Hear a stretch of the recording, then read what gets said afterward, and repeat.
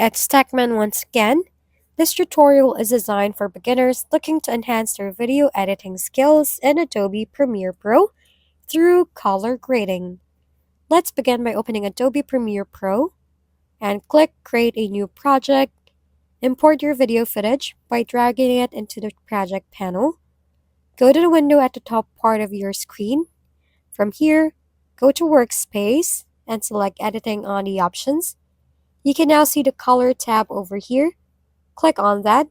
Now select the clip you want to adjust its colors. On the right side of your screen, you can see this Lumetri settings. In the Lumetri Color Panel, you can now adjust your white balance by clicking this one. On this section, you can play and adjust the color of your clip easily depending on your liking. Next, I will show you on how to utilize free presets on your Premiere Pro. Just navigate to Effects tab and search for Fuji. All of these are free. You can use this by simply dragging and dropping this one on the clip you want to adjust the color. You can also play with its color by clicking colors over here. And there you have it.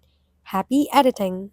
If we've been helpful, kindly give us a thumbs up and don't forget to hit the subscribe and bell button for more contents. For any questions and suggestions, comment down below.